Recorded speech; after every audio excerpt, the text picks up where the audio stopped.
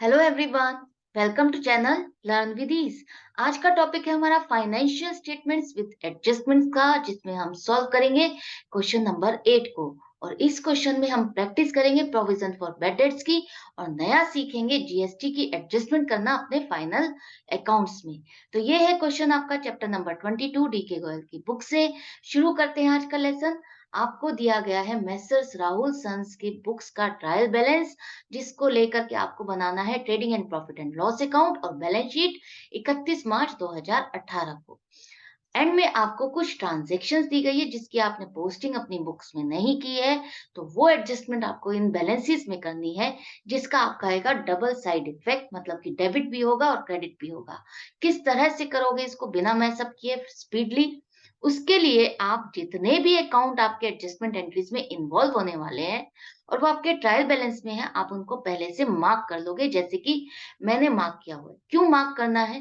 ताकि आपकी कोई भी एडजस्टमेंट एंट्री मिस ना हो। और जैसे जैसे आप इसको अपने फॉर्मेट में लिखोगे, साथ में एडजस्टमेंट एंट्री भी उसकी करते जाओगे, और वो इनर कॉलम में लिख करके तरीके से करोगे, तो प्रेजेंटेशन भी आपकी सही रहेगी, कोई कटिंग नहीं होगी। किस तरह से करोगे? देखो, आपने पहले से फॉर्मेट अपने तैयार रखे हैं, trading and profit and loss account और बैलेंस शीट के। अब आपको एक एक अकाउंट यहाँ से पिक करना है और उसकी राइट पोजीशन पर उसको लिखते जाना है। किस तरह से? देखो, सबसे पहले आपका आ रहा है स्टॉक, ओपनिंग स्टॉक लिखोगे आप ट्रेडिंग अकाउंट में, और अमाउंट आएगी 50,000 रुपए, क्योंकि ये ट्रेडिंग अकाउंट में लिखा जाता है, खर्चा है। वेजेस आपका खर्चा है, ट्रेडिंग अकाउंट में आता है, आप लिखो 3,000 रुपए खर्चे में। सैलरी आपका प्रॉफिट एंड लॉस अकाउंट में आता है, मार्क्ड है, इसका मतलब हमको इसमें एडजस्टमेंट करनी है। इनर कॉलम में लिखोगे 8,000 रुपए, और एडजस्टमेंट क्या करनी है? आपको शो करनी है आउटस्टैंडिंग सैलरी 1,000 रुपए की। मतलब कि आपने किसी की सर्विसेज ले ली है, लेकिन उसकी सैलरी की पेमेंट नहीं की है, और ये खर्चा आपका इसी साल से रिलेटेड है। आप इसको पोस्ट करना भूल गए हो, तो क्या एंट्री बनेगी आपकी? सैलरी अकाउंट आपका डेबिट हो जाएगा, और टू आउटस्टैंडिंग सैलरी जो कि लाइबिलिटी है, उस अकाउंट को आप क्रेडिट करोगे 1,000 रुपए से। सैलरी का बैलेंस है आपका डेबिट, और यहाँ पर भी आप डेबिट कर रहे हो, तो डेबिट में डेबिट ऐड हो जाएगा। आप 1,000 रुपए आउटस्टैंडिंग सैलरी लिखोगे और आउटर कॉलम में 9,000 रुपए। अब यहाँ पर जो आपने सैलरी की एडजस्टमेंट कर दी है, लेकिन ये जो आउटस्टैंडिंग सैलरी है, ये कहाँ आएगी? आपकी बैलेंस शीट में आएगी। साथ के साथ लिखोगे, भूलोगे नहीं। लाइबिलिटीज में लिखो आप, करंट लाइबिलिटी है ये आपकी 1,000 रुपए। अब नेक्स्ट आपका आ रहा है परचेजेस, जो कि आपका ट्रेडिंग अकाउंट में आएगा। इनर कॉलम में लिखोगे 1,75,000, क्योंकि अभी हमको इसमें परचेज रिटर्न लेस करना है। ऐसे ही सेल्स रिटर्न आपका आता है ट्रेडिंग अकाउंट में इनकम वाली साइड पर, और लेस सेल्स रिटर्न लिखोगे 3,000 रुपए इनर कॉलम में। क्यों? क्योंकि ये माइनस करना है आपको अपनी सेल में से। इसके बाद आ रहा है आपका सन्ड्री डेटर्स। सन्ड्री डेटर्स आपका मार्क्ड है, एडजस्टमेंट करनी है। पहले आप लिखो इसको एसेट्स में 82,000 इनर कॉलम में। एडजस्टमेंट देखो क्या करनी है आपको, फर्दर बैड डेट्स दिखाने हैं 1,000 रुपए। इसका क्या मतलब है कि आपके 82,000 रुपए में से 1,000 रुपए बैड डेट्स हो गए हैं, उनसे आपको पेमेंट नहीं मिल रही है। तो वो बैड डेट्स की एंट्री आप कैसे करते हो? आप लिखते हो बैड डेट्स अकाउंट डेबिट 1,000 रुपए, ये खर्चा है, आपको बुक करना है। और डेटर्स की अमाउंट जो आपको 82,000 लग रही थी, उसी अमाउंट को आपको लेस करना होगा, क्योंकि उसी में से ही 1,000 रुपए आपके बैड डेट्स हो गए हैं। तो टू डेटर्स करोगे आप 1,000 रुपए से क्रेडिट। अब यहाँ पर डेटर्स का बैलेंस आपका डेबिट है, ये आप कर रहे हो क्रेडिट। इसका मतलब क्या करोगे? आप लेस करोगे फर्दर बैड डेट्स 1,000 रुपए से। अब यहाँ पर आपने डेटर्स की तो एडजस्टमेंट कर दी है, लेकिन ये बैड डेट्स है, इसकी एडजस्टमेंट करना बिल्कुल मत भूलना। वो क्या करोगे आप? एड फर्दर बैड डेट्स लिखोगे 1,000 रुपीज। क्यों? कैसे करना है आगे करते जाओ। आपको पोजीशन पता होनी चाहिए, आपको फॉर्मेट पता होना चाहिए। अगर आप मेरे साथ प्रैक्टिस करते जा रहे हो तो आपको बहुत अच्छे से पता है हमने यहाँ पर ऐड क्यों लिखा है, फर्दर बैड डेट्स क्यों लिखा है, इस तरह से हमको क्यों लिखना है। तो आप मुझे फॉलो करते रहो, बस लिखते जाओ, आपको पता चल जाएगा। डिस्काउंट अलाउड है, आपका खर्चा प्रॉफिट एंड लॉस अकाउंट में आएगा 1,000 रुपए। इंश्योरेंस, इंश्योरेंस आपका प्रॉफिट एंड लॉस अकाउंट में आता है, खर्चा है, एडजस्टमेंट करनी है 3,200 रुपए की। अब इसमें क्या एडजस्टमेंट करनी है? देखो, आपको दिखाना है प्रीपेड इंश्योरेंस 800 रुपए का। प्रीपेड का मतलब है आपके जो इंश्योरेंस है उसकी वैलिडिटी नेक्स्ट ईयर तक है। आपका ये एडवांस पेमेंट की हुई है 800 रुपए। तो ये खर्चा आपका इस साल से रिलेट नहीं करता, तो आपको इसको लेस करना होगा। लेस करने के लिए आप एंट्री क्या बनाओगे? प्रीपेड इंश्योरेंस अकाउंट डेबिट करोगे 800 रुपए टू इंश्योरेंस अकाउंट 800 रुपए। क्यों? क्योंकि ये खर्चा आपका इस ईयर से रिलेट नहीं करता, आपको लेस करना है। तो इंश्योरेंस का बैलेंस होता है डेबिट, आपको लेस करने के लिए इसको क्रेडिट करना है। तो लेस करो प्रीपेड इंश्योरेंस 800 रुपए, आउटर कॉलम में 2400 रुपए। अब जो ये प्रीपेड इंश्योरेंस है ये आपकी एसेट है, बैलेंस शीट में आएगी, साथ ही साथ लिखते जाओ 800 रुपए। नेक्स्ट है आपका रेंट रेट्स एंड टैक्सेस, ये भी आपका प्रॉफिट एंड लॉस अकाउंट में आएगा 4300। फिक्सचर्स एंड फिटिंग्स, ये आपकी एसेट है, non current asset, balance sheet में लिखो 20,000 रुपए। यहाँ पर एक छोटा सा पॉइंट समझो, यहाँ पर हम जनरली रीड करते हैं फर्नीचर एंड फिक्सचर्स, लेकिन आपके क्वेश्चन में दिया गया है फिक्सचर्स एंड फिटिंग्स। तो जो नाम लिखा गया है अकाउंट में आप उसी को ही ध्यान से लिखोगे। उसके बाद आपके पास है ट्रेड एक्सपेंसेस, जो कि आपका आएगा प्रॉफिट एंड लॉस अकाउंट में 1500 रुपए। बेड डेट्स आपका खर्चा है, प्रॉफिट एंड लॉस अकाउंट में आता है। और ये जो फर्दर बेड डेट्स है इसी में ही आपको ऐड करना है टू बेड डेट्स 2000 रुपीज। तो ये टोटल आपके बेड डेट्स हो गए हैं 3000 रुपए। अभी हमें इसमें और भी एडजस्टमेंट करनी है। क्या करनी है? देखते रहो। ड्रॉइंग्स, ड्रॉइंग्स आपका कैपिटल में से रिड्यूस होता है, इसलिए आप लाइबिलिटी साइड पे लिखोगे लेस ड्रॉइंग्स 32,000 रुपए इनर कॉलम में। इसके बाद अब आपका आ रहा है रिपेयर एंड रिन्यूअल्स, ये आपका प्रॉफिट एंड लॉस अकाउंट में आएगा, खर्चा है 1600 रुपए। ट्रेवलिंग एक्सपेंसेस, ये भी खर्चा है प्रॉफिट एंड लॉस अकाउंट में। Postage, profit and loss account का खर्चा है 500 रुपए। इसके बाद आपका आ रहा है सेल्स इनकम है, जो कि आपकी आएगी ट्रेडिंग अकाउंट में। आप लिखोगे 1,80,000 रुपए लेस सेल्स रिटर्न करके, नेट सेल्स को आउटर कॉलम में लिखोगे 1,77,000 रुपए। इस नेक्स्ट है आपका परचेज रिटर्न, जो कि आप परचेज में से लेस करोगे 2,000 रुपए, तो नेट परचेजेज आ जाएगी आउटर कॉलम में 1,73,000 रुपए। डिस्काउंट रिसीव्ड आपकी इनकम है। कैसे इनकम है? जब आप परचेज करते हो, अपने सेलर को पेमेंट करते हो, तो वो उस पर आपको डिस्काउंट देता है। वो डिस्काउंट आपके लिए फायदा है, जो आप शो करोगे अपने प्रॉफिट एंड लॉस अकाउंट में। क्रेडिट साइड पर लिखोगे 500 रुपए इनकम वाली साइड पर। Provision for bad debts, provision for bad debts क्या है? ये वो खर्चा है या ये वो रिजर्व है जिसको आप बनाते हो अपने किसी खर्चे से एडजस्ट करने के लिए। वो कौन सा खर्चा है? बेड डेट्स का। तो आप पहले इसको करने से पहले फिर से रिवाइज करो, समझो इसको। क्या करोगे आप का बेड डेट्स हुए हैं 2,000 रुपए और आपने फर्दर बेड डेट्स बुक करे हैं 1,000 रुपए, तो टोटल बेड डेट्स हो गए 3,000 रुपए। ये इस साल आपके 3,000 रुपए के बेड डेट्स हो गए हैं। इसके लिए आपने लास्ट ईयर एक अजम्पशन की थी कि मेरे को 2,500 रुपए का बेड डेट होने वाले हैं, उसके लिए आपने प्रोविजन बनाया था। वो प्रोविजन आपका था 2,500 रुपए। आप सोच रहे थे कि ये खर्चा मेरा बेड डेट्स का होने वाला है और आपने लास्ट ईयर ही ये खर्चा बुक कर दिया है। अब ये खर्चा इस साल हुआ है 3,000 रुपए का। इस खर्चे के लिए आपने ये प्रोविजन बनाया था, तो इस खर्चे को आप इसी से ही एडजस्ट करोगे ना। डबल बार तो बुक नहीं करोगे, डबल बार लेस नहीं करोगे। तो इस प्रोविजन में से आप इस बेड डेट्स को लेस कर दोगे। अब आपको प्रोविजन में से लेस करने के बाद जो बेड डेट्स बच जाते हैं, वो एक्सेस कितने बच जाते हैं? 500 रुपए के। एडजस्ट करने के बाद आपके 500 रुपए के बेड डेट्स, वो खर्चा है जो अब आपको इस साल बुक करना है। अब ये क्वेश्चन में कह रहा है ऐसी ही एजम्पशन आपको इस साल भी करनी है, 5% प्रोविजन बनाना है बेड डेट्स के लिए। तो वो 5% बेड डेट्स का प्रोविजन आप कैसे बनाओगे? आपके थे 82,000 रुपए के सन्ड्री डेटर्स, इसमें से 1,000 रुपए आपको और लेस करने हैं बेड डेट्स के, क्योंकि जो आपने पोस्ट नहीं किए और वो खर्चा हो गया है। तो ये आपके 81,000 रुपए के ही डेटर्स रह गए हैं।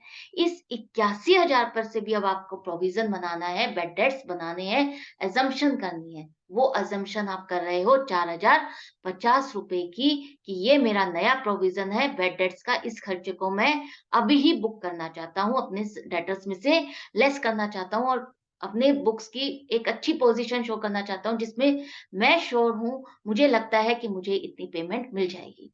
तो अब आप देखो, आपका जो 500 रुपए का एक्स्ट्रा बेड डेट्स थे, वो प्लस ₹4050। तो टोटल खर्चा जो प्रॉफिट एंड लॉस अकाउंट में आएगा वो कितना आएगा? ₹4550 और वही आपको लिखना है। लेकिन इसकी प्रेजेंटेशन आप कैसे करते हो? आप bad debts plus further bad debts add करते हो प्लस जो आपका नया प्रोविजन होता है ₹4050 उसको ऐड करोगे तो ₹7050। उसमें से अब आप लेस करोगे ओल्ड प्रोविजन को ₹2500 से और आउटर कॉलम में आएगा टोटल ₹4550। ये हो गया आपका। अब जो आपने ये ₹4050 का नया प्रोविज़न बनाया है, उसे आप ऑलरेडी अपने डेटर्स में से लेस कर रहे हो। इस अमाउंट को आप ट्रांसफ़र कर रहे हो ऑलरेडी अपने आप से आप इस खर्चे को बुक कर रहे हो। तो ये प्रोविज़न आपका क्या हो जाएगा अपने सन्ड्री डेटर्स में से लेस हो जाएगा प्रोविज़न फॉर डेट्स ₹4050। अभी इसमें और भी एडजस्टमेंट करनी है इसलिए अभी हम इसको अब ये साथ में ही आपको कह रहा है कि आपको क्या बनाना है प्रोविजन फॉर डिस्काउंट भी बनाना है 2%। अब ये क्या है? ये वो खर्चा है, ये वो प्रोविजन है जो आप अपने बायर्स को डिस्काउंट देते हो उसके लिए आप एक प्रोविजन बना लेते हो। जब आप सेल करते हो और उसकी पेमेंट आपको नेक्स्ट ईयर मिलनी है, इन डेटर से आपको पेमेंट नेक्स्ट ईयर मिलनी है और जो पेमेंट आपको टाइम पर मिल जाएगी आप उनको डिस्काउंट देते हो। तो उस डिस्काउंट का प्रोविजन उस खर्चे के लिए भी आप एक रिजर्व बना रहे हो, प्रोविजन बना रहे हो कि हाँ, मुझे इतना डिस्काउंट देना पड़ सकता है, ये खर्चा मेरे को हो सकता है। तो वो 2% आप किसको दोगे, किस तरह से कैलकुलेट करोगे? देखो, आपके थे डेटर्स ₹82,000 के, फर्दर बेड डेट्स ₹1000 के हुए, 81,000 के रह गए वो डेटर्स जिनसे आपको पेमेंट मिल सकती है। लेकिन आपने उसमें से एक नया प्रोविज़न बनाया, नई बेड डेट्स की असम्पशन की ₹4050 की, तो आपको जो बेस्ट आपके डेटर्स रह गए हैं वो ₹76,950 जिनसे आपको पेमेंट आने की 100% उम्मीद है। और उस पेमेंट पे अगर आप डिस्काउंट देते हो, तो वो डिस्काउंट बनता है ₹1539 2% के हिसाब से। तो ये प्रोविज़न आप बनाना चाहते हो कि हाँ, मुझे ये डिस्काउंट देना पड़ सकता है और ये खर्चा मैं अभी से बुक कर लेता हूँ। तो इसके लिए आप क्या लिखोगे? आप लिखोगे टू प्रोविज़न फॉर डिस्काउंट यहाँ पर डेबिट करोगे, ये एक तरह से आप खर्चा बुक करना चाहते हो डेटर्स में से ही, इसी अमाउंट में से ही आपको डिस्काउंट देना है, तो डेटर्स में इसी से ही आप इस अमाउंट को लेस करते हो। तो टू प्रोविज़न फॉर डिस्काउंट आपका प्रॉफिट एंड लॉस अकाउंट में खर्चा है, बुक हो जाएगा ₹1539 से और ये आपका सन्ड्री डेटर्स में से भी लेस हो जाएगा ₹1539 और फाइनल कॉलम आ जाएगा आपका फाइनल अमाउंट आएगा ₹75,411। इसके बाद अब आपका आ रहा है कैपिटल अकाउंट। कैपिटल आपका आएगा लायबिलिटी साइड में ₹2,90,000 इसमें से लेस करोगे ड्राइंग्स को, लेकिन अभी आपको क्या एडजस्ट करना है? प्रॉफिट या लॉस जो आएगा आपका वो भी एडजस्ट करना है। अब है बिल्स पेबल जो कि आपकी करंट लायबिलिटी है, उसे आप 22,000 लिखोगे। कमीशन रिसीव्ड ये आपकी इनकम है जो कि प्रॉफिट एंड लॉस अकाउंट में लिखोगे ₹4,000। अब यहाँ पर एडजस्टमेंट करनी है आपको ₹1,000 जो आपने एडवांस में कमीशन रिसीव किया हुआ है। मतलब कि आपने किसी को सर्विसेज नहीं दी है लेकिन आपने उससे पेमेंट ले ली है, एडवांस में ले ली है। तो ये इनकम आपकी इस ईयर से रिलेट नहीं करती तो हम इसको लेस करेंगे और ये कहलाती है आपकी अनअर्न्ड इनकम। अनअर्न्ड कमीशन हो जाएगा जो कि आपकी लायबिलिटी आपको सर्विसेज देनी है। तो कमीशन रिसीव्ड अकाउंट आपका डेबिट हो जाएगा क्योंकि ये खर्चा आपको लेस करना है, ये इनकम आपको लेस करनी है और इस इनकम को आपको लायबिलिटी में भी शो करना है। तो कमीशन रिसीव्ड क्रेडिट बैलेंस है, आप इसको क्या कर रहे हो? डेबिट कर रहे हो। तो डेबिट कर रहे हो तो लेस कर दोगे अनअर्न्ड कमीशन ₹1,000 से और अमाउंट आ जाएगी ₹3,000 आउटर कॉलम में। अब ये जो अनअर्न्ड कमीशन है, ये लायबिलिटी आप शो करोगे अपनी लायबिलिटीज में बैलेंस शीट में ₹1,000। नेक्स्ट है आपका रेंट। रेंट है ₹6,000, इनकम है, इनकम को आप शो करोगे प्रॉफिट एंड लॉस अकाउंट में इनर कॉलम में। अब इस पॉइंट को बहुत ध्यान से समझना, सुनना। रेंट आपका रिसीवेबल है ₹2,000, इसका मतलब ये क्या है? आपकी अर्न्ड इनकम है, एक्रूड इनकम है जो आपने सर्विसेज दे दी हैं, लेकिन इसकी पेमेंट आपको नहीं मिली। साथ में ही इस पर आपको जीएसटी लगाना है 9% के हिसाब से, सीजीएसटी और एसजीएसटी भी दोनों ही 9-9% लगेगा। अब इसकी कैलकुलेशन क्या करोगे? आपको करना है, एंट्री बन जाएगी अर्न्ड रेंट ₹2360। पहले देखो ये रेंट इनकम है, तो यही रेंट आपको ₹2000 और बुक करनी है, तो आप इसको क्रेडिट करोगे रेंट को। उसके बाद इस पर जो जीएसटी है वो भी आप लगाओगे, वो भी आप अपने जिससे आपको रेंट की पेमेंट लेनी है, उसी से आप जीएसटी की कलेक्शन भी करते हो और ये लायबिलिटी होती है आपको आप गवर्नमेंट को डिपॉजिट करना।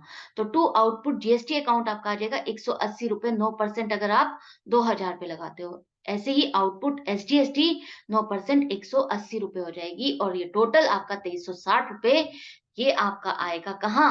आपकी बैलेंस शीट में आएगा, एसेट्स में आएगा कि ये आपको लेना है अमाउंट।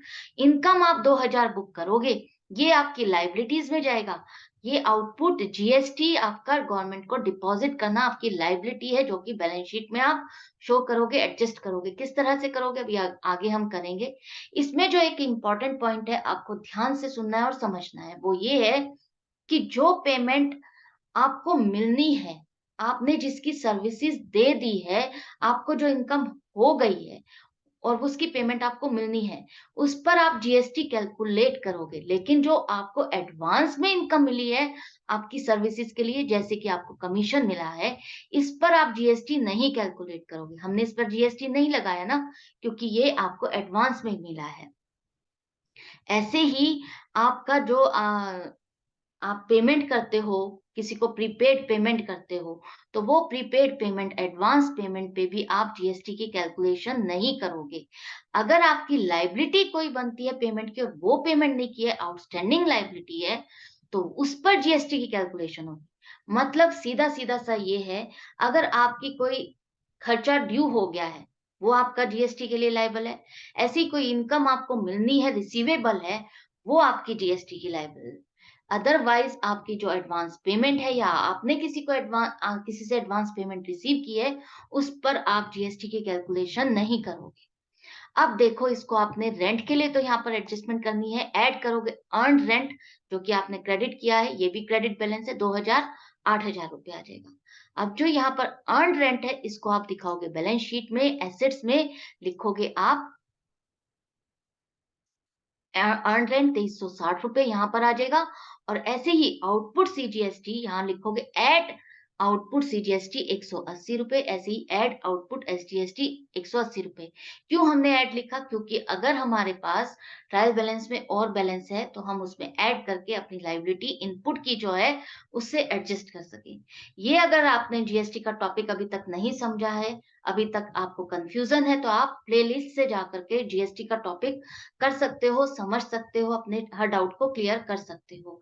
तो यहाँ पर आप देखते हैं नेक्स्ट आपका आ रहा है लोन। लोन आपका है लायबिलिटी, लायबिलिटी है आपकी बैलेंस शीट में आएगी ₹34,800।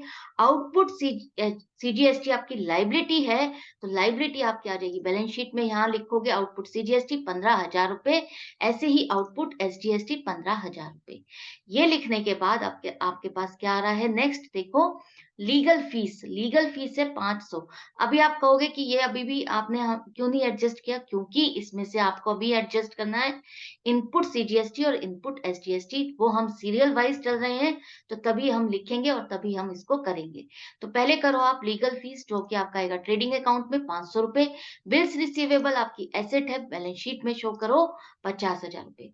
बिल्डिंग आपका आएगा एसेट्स, नॉन करंट एसेट है ₹1,10,000 जिस पर आपको डेप्रिसिएशन लगाना है 6%, ₹6600। डेप्रिसिएशन आप लेस करोगे ₹6600 और आउटर कॉलम में लग जाएगा ₹1,34,000। ये डेप्रिसिएशन आपने बिल्डिंग में से तो लेस कर दिया, लेकिन ये खर्चा आपको प्रॉफिट एंड लॉस अकाउंट में भी लिखना है।